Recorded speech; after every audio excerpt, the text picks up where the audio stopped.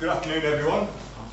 My name is Nevil Hunt, and some of you may know me through 7 Segments of Pi, which is my activity to get people started writing software in Python.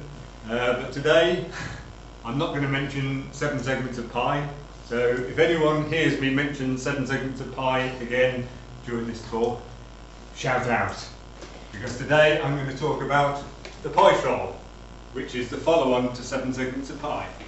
It's the PiTrol is a games controller for the Raspberry Pi connecting to the GPIO signals. So, first of all, it's in the shape of the Greek letter pi. Everything has to be pi, something to do with pi. Connects by ribbon cable to your Raspberry Pi GPIO port.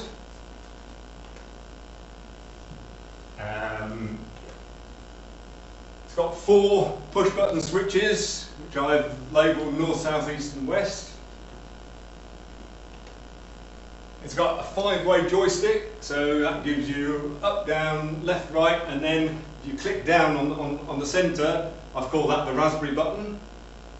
And the middle button, the Pi button. So we've got a Raspberry and a Pi button, as well as up, down, left, right, north, south, east and west. So there, you can write your game, so you've got effectively 10 buttons.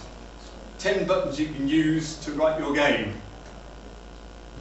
But in addition to that, you've got a couple of LEDs to flash while you're playing the game, or do what you like.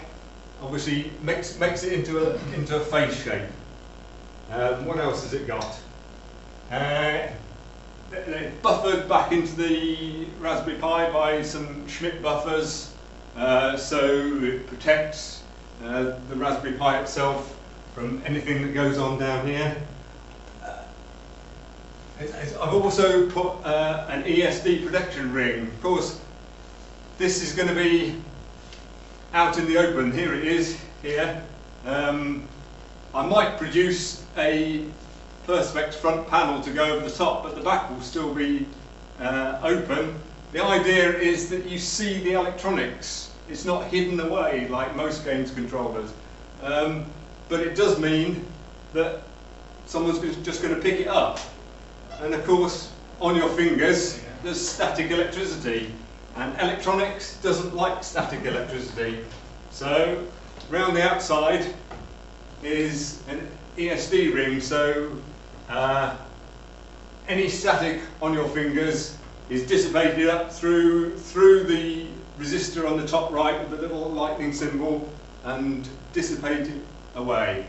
And so this is the PiTrol. On my stand out there, I have the game, an enhanced version of the game Wormy playing, where I've taken the version of Wormy that you get for free with the Raspbian software in the Pi Games directory.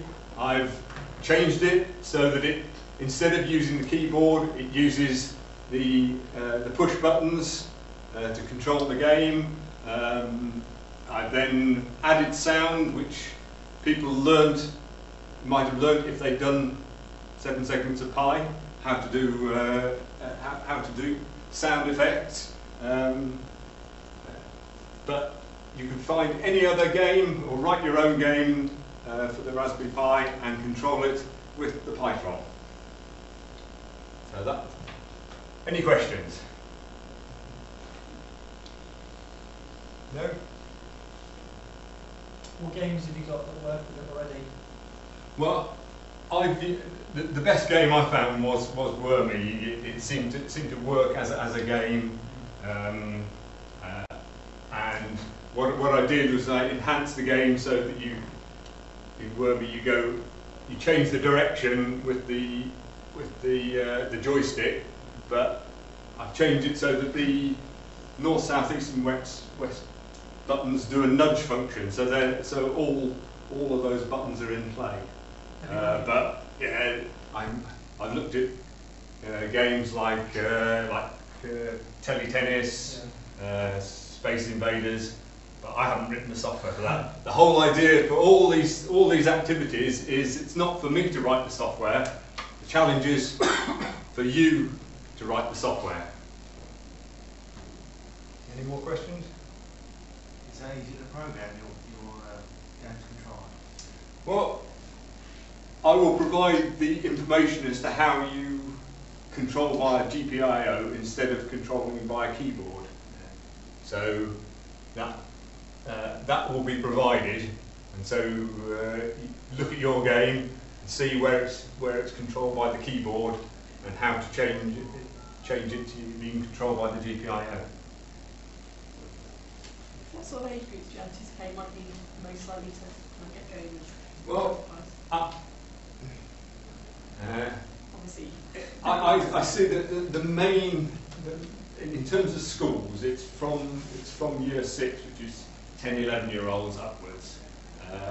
But certainly with something like this, it's very open-ended. I mean, you could write really quite complicated games here, and it really depends where you start.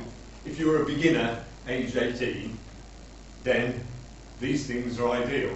But some people, by the time they're 18, may be advanced programmers. Yeah. So yes, because there's a possibility you might be able to do something with this in Scratch. But I've only been using Python, and I've found in schools the brighter pupils at year 6, 10, 11 years is starting age for Python. Right, I've got a workshop to do, so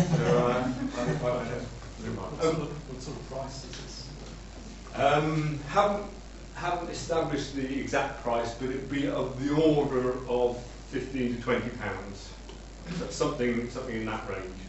I'm trying to keep the prices as low as possible, but when you start doing electronic manufacturing, you find that you need volumes to get the price down. People expect to be able to buy things for very little price. Something in that region.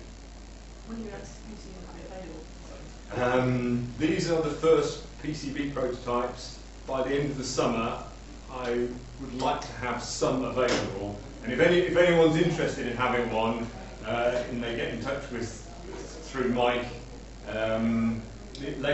later on in the summer, I hope to have a few dozen for people to buy, and maybe in the lead up to Christmas, a few more. Right, thanks very much.